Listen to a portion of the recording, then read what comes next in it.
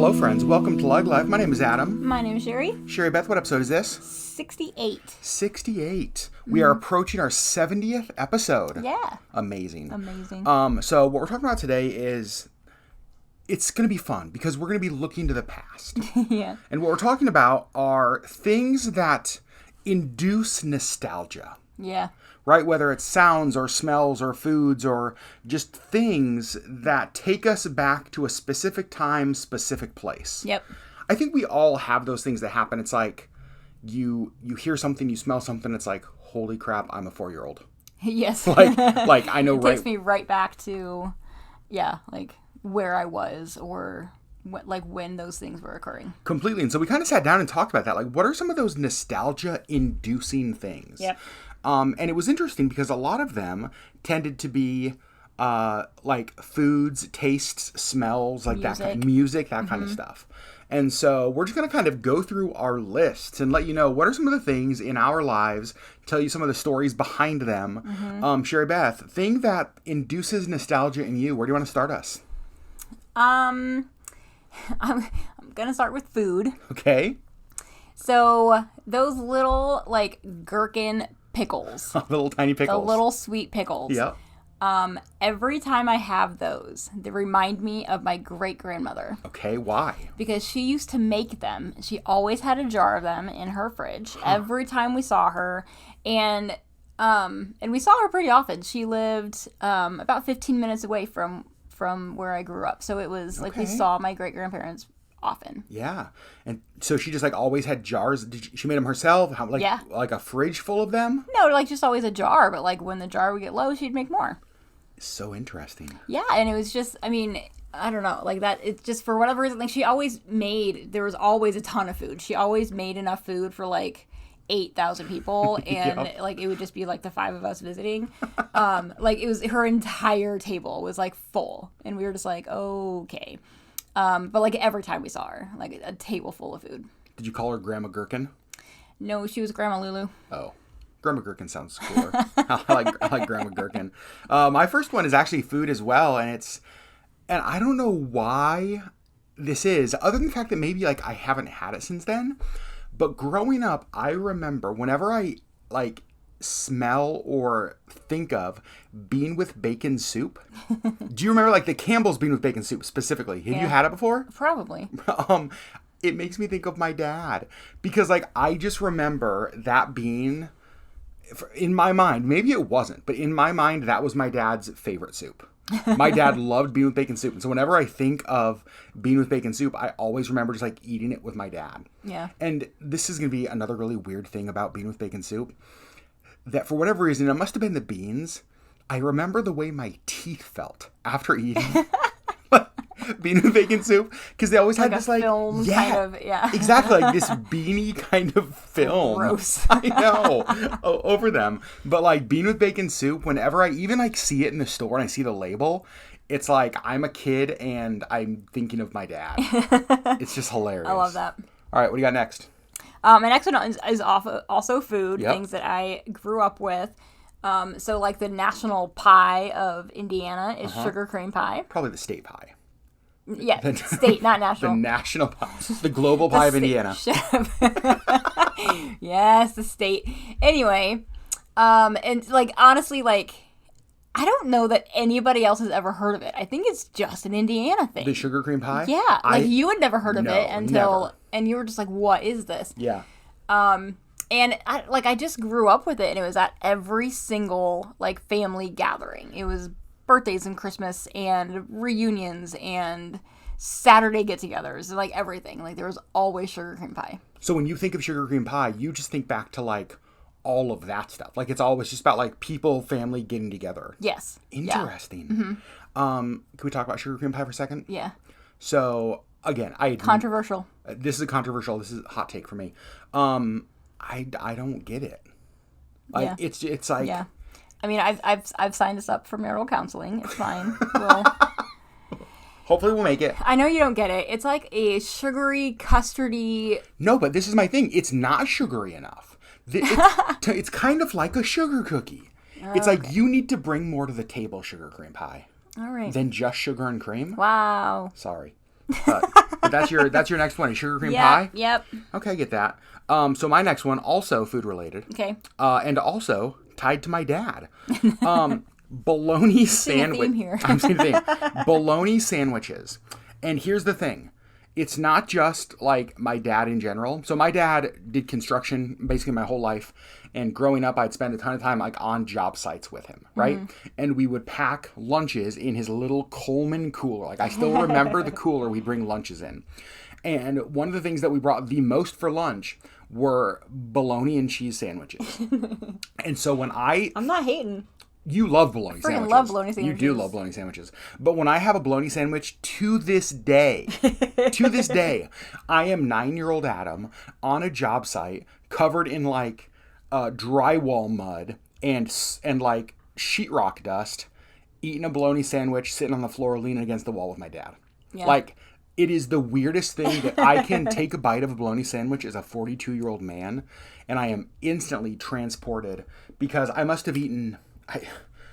I mean, dozens minimizes how many of those sandwiches I ate growing up. So that would definitely be mine. Yeah. All right, Sherry Beth. All right, we're going to move on to music. Okay. What do you got? So, full disclosure, the reason we kind of came up with this, it's been on our list, I think, for a while, but we also, like, what kind of sparked your, we should do this for a podcast. Yep. Is that we were folding our laundry and listening to Backstreet Boys, as you do. And I was just like, I don't know, like I was singing along with every single song because that was my high school. Like, they every were song, huge. every lyric, everything. Correct. And that was my band. Like, those were my boys. And that was the boy band that, for whatever reason, I attached myself to. And that was all high school. And so, like, it just kind of takes me back to high school. And I actually thought of another one, like another artist that takes me back to high school. Celine Dion. Really? Oh, goodness gracious. Okay. Like specific places or just like that era of life? That era. Yeah. Interesting. Yep. Listen to a lot of Celine. Okay. Gosh, I'm so intrigued by that. My next one, I'll stick with the music theme. Yeah. Let me set the stage for you. Okay, you ready? Okay. In Anchorage, we did this thing growing up, and by growing up I mean like high school age, called Cruising the Strip. There's okay, I don't need you to laugh at my growing up. So the Strip was this like circular like area of roads that you would drive up and down with your friends on a Friday and Saturday night, windows down, music blasting, and just like showing off and being around the other youths. Because you're super cool. So cool. All right. No, yeah. I didn't know. Okay. And so, like, I would love to know the number of hours that I spent cruising the Strip in my cars and friends' cars and all of that kind of stuff. And part of the Cruising the Strip experience is, like, what kind of music you're playing. Right. And there were a ton of artists that we played. Like, I mean, Ja Rule, DMX, you know what I mean? Like that. It was normally like hip hop rap kind of stuff. Not Celine. We were not, or Backstreet Boys. No, or Backstreet Boys. All right. But there was one artist that we played, and by we, I was largely me, my friend Ben, and like a bunch of our other friends. We played an absolute ton of Bone Thugs-n-Harmony. Like all you white boys. Bone, bone, bone, bone, bone, bone, bone, bone. Like all of the time. All right. Bone Thugs-n-Harmony. Sure. And that makes sense. When I hear a Bone Thugs song, which by the way, just so you know, as a 42-year-old man, I still love Bone Thugs. I still will meet you at the crossroads. All right. All right. When I hear Bone Thugs, I am like, it's a Friday night. It's 11:30 p.m. and we are pulled over in the McDonald's parking lot on the Strip in Anchorage. Just like showing off. Oh man, Bone Thugs-n-Harmony, Sherry. All right, that's my music. All right, what else you got? Should we stick with the music or move on? It's up to you. Let's stick with the music for a second. Okay. Okay, so let's move on to college. All right. I was in college from 2000. Is this where you talk about Bone Thugs-n-Harmony? Nope. Nope. Okay. The year 2000 until 2003-ish. Okay. I was in college. So I listened to a lot of Avril Lavigne. Oh. I listened to a lot of Linkin Park. Okay. I'm ashamed to admit I listened to a lot of Creed. Oh. Yep. Okay. I was that person. Did you know he was a skater boy, and then did you say "see you later" boy? I did. Yep. You did. Okay. Yep. I'm just curious. Oh my gosh. Why's it got to be so complicated? That's true. I will say, I still to this day love Avril. As well. I adore her. Yeah. Yeah. But that's like... She's sassy and she doesn't care. So if Celine takes you to high school, Avril takes you to college. Avril takes me to college. Or did I switch that? Yeah. Nope, the same. Okay. Yep. Yeah. Avril's college. Okay. All right. That's good. That's a good one. So my next one is a taste. And this is hard because I can't be more specific, and I wish that I could. So growing up in Trapper Creek, Alaska, my parents owned a lodge out there. And the lodge had a restaurant that was a part of it. And the thing that I ate more of than anything in this entire world, and looking at me today, you will know this, was cheeseburgers and fries. In fact, I feel like I basically grew up on cheeseburgers and fries. And it's not the cheeseburger. It's not even the fry that that is so nostalgic to me. It's the ketchup. All right. Okay, so I cannot... It's probably like an off-brand. It wasn't like the Heinz. In fact, I've never actually asked my mom. Mom, if you're listening to this, let me know if you remember the brand of ketchup we ordered at the lodge. Because it's a little bit... This is going to sound kind of gross. It's a little bit more acidic than sweet. No, I know what you mean. Do you know what I mean? Yeah. And I just remember as little Bar Adam, like all of the French fries and dipping my burger in that ketchup and getting that like acidic ketchup taste. And there are a couple of restaurants every now and then that we've gone to that have that. Like I'll get ketchup with something and I'll take a bite and I'll be like, oh my God, I got to have fries. Because it's like they have the right ketchup. Right. It's like they have it. They have the right ketchup. And so one of the restaurants is actually Gwenny's here in Anchorage. It's like an old school kind of restaurant. It's been around basically my whole life, I think. But they have the right ketchup. Yeah. And so whenever I go to Gwenny's, I have to get fries because I need that ketchup in my life. Yeah. Isn't that weird? Yeah. It's not all ketchup. Because some ketchup is like, okay, that's good. That's like a sweet ketchup. It's a good ketchup.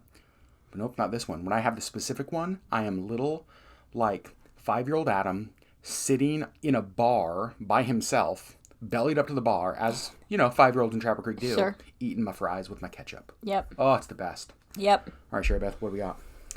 Oh, my goodness. Okay. Do you remember those little orange slice, like, gummy candies? Were they covered in like a sugar? Or Yeah. They were covered in something, right? Yeah, like a sugary something, and then it Yes. was like this tacky gummy thing Yes, inside. I do remember that. Totally not a real orange taste.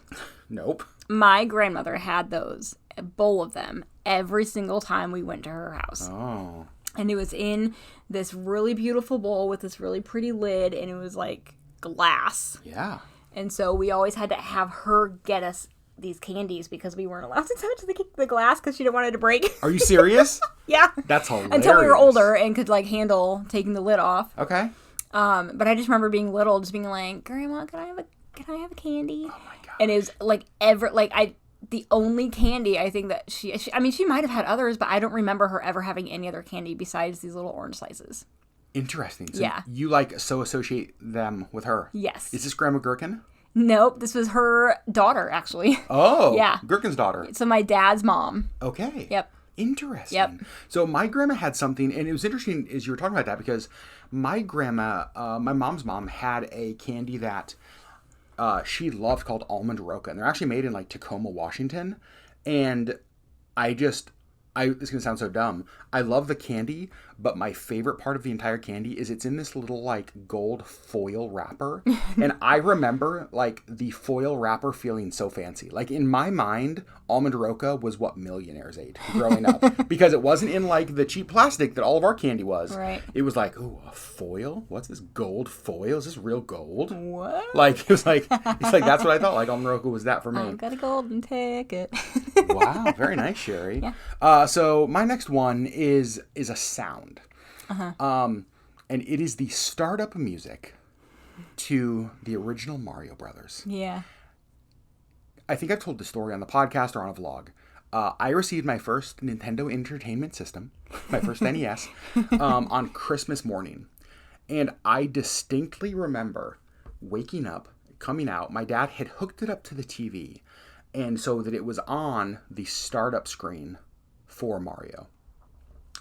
And what I remember distinctly, like, yes, the music, but it's actually the jumping noise, that boing, boing, right? Yep, you know what I'm talking about? Yep. Because, like, it would do that in that startup music when he would jump. And, like, And, like, hitting the coins, like, the ding, the ding. Yes, exactly. And so what's so great is that, you know, we've had a couple, like, kind of throwback gaming systems over the years. And whenever we play Mario, if I close my eyes when that screen is on, I remember, I'm walking out to the living room as a little boy, and it's like the greatest day in the world. Yeah. Oh, I love it. So much fun. All right.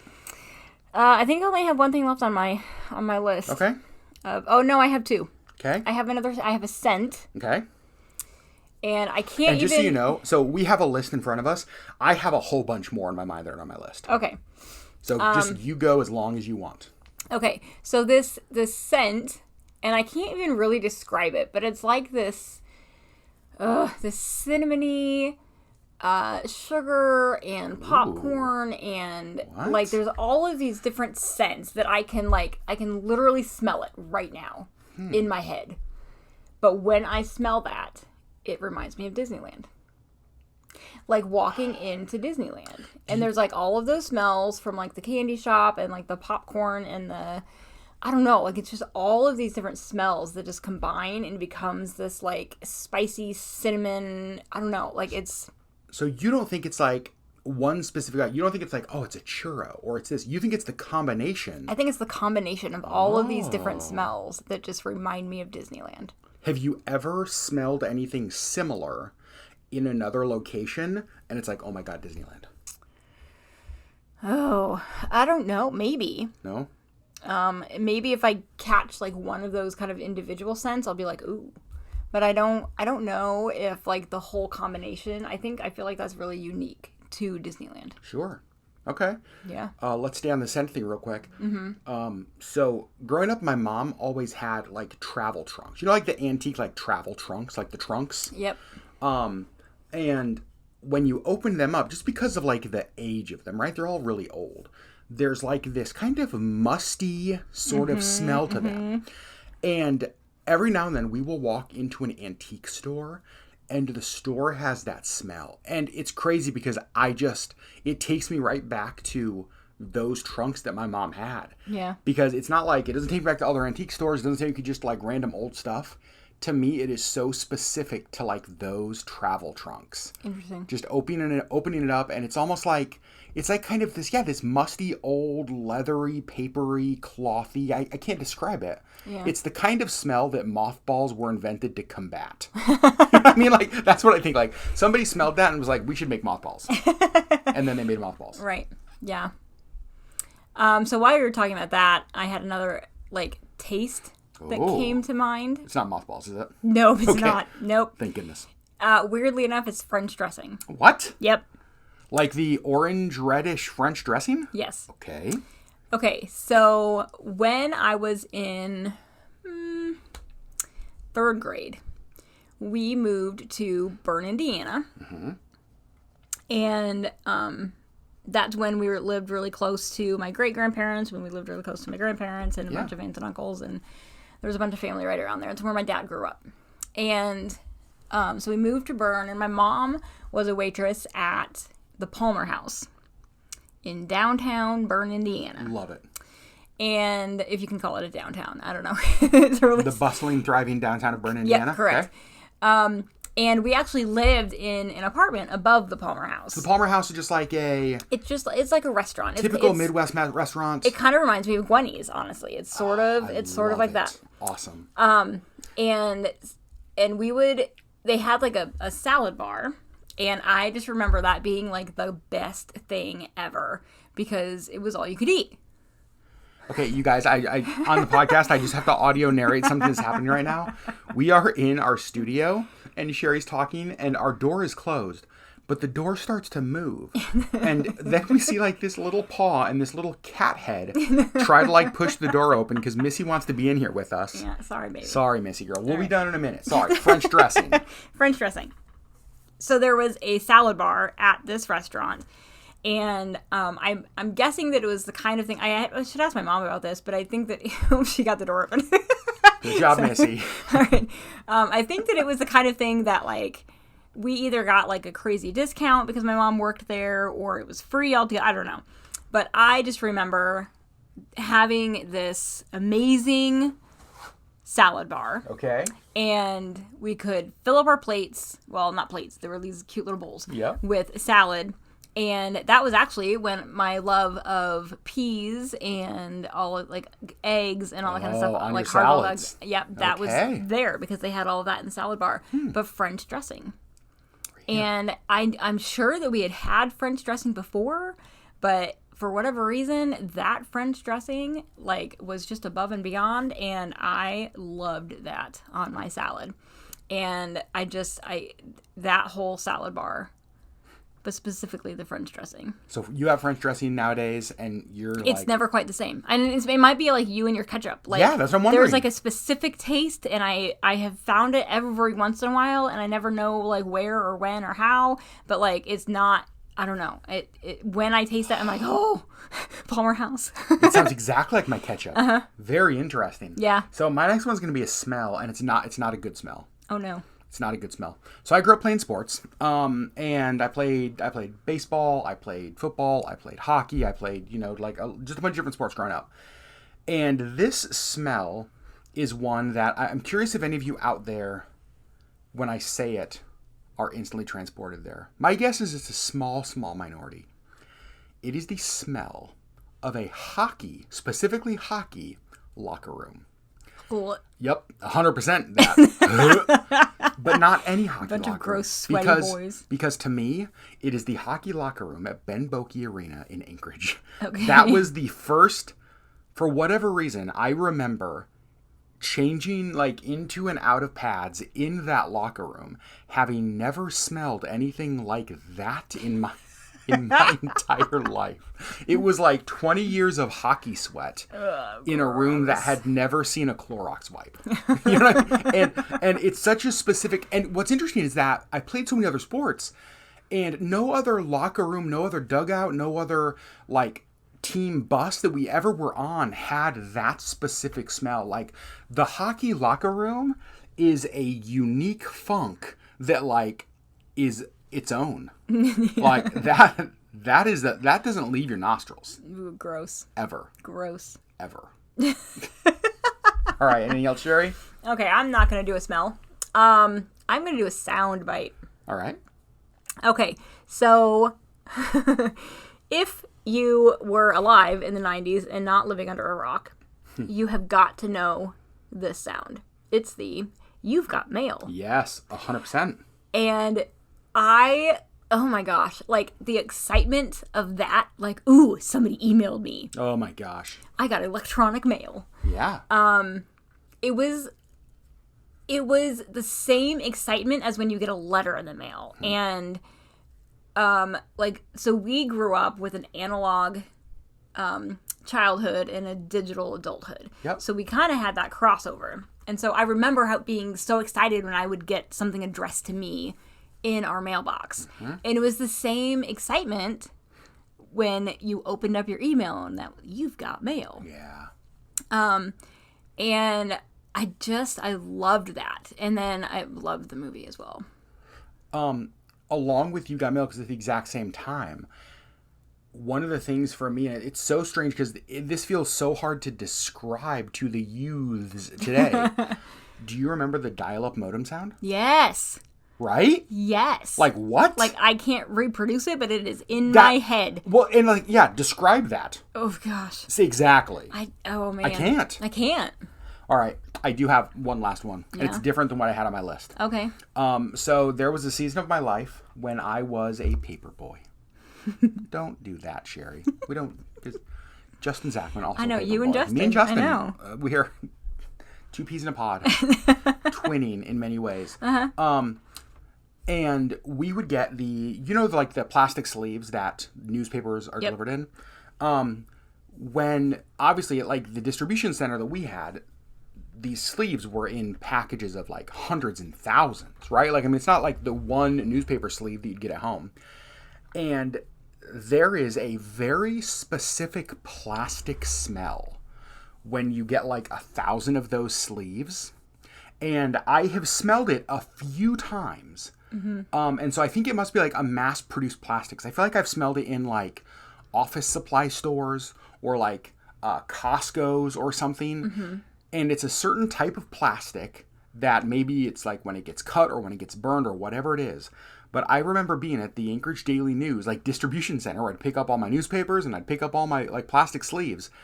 And that plastic smell. Also the smell of like hundreds of copies of newspapers. Yes. That's really specific as well. Yes. Also, fun fact. Did you know that my sister had a paper route? What? Yeah. I didn't know this. Yeah. Really? Yeah. And occasionally she would rope me into helping her. And I feel Whoa. Hold on. Wait 1 second.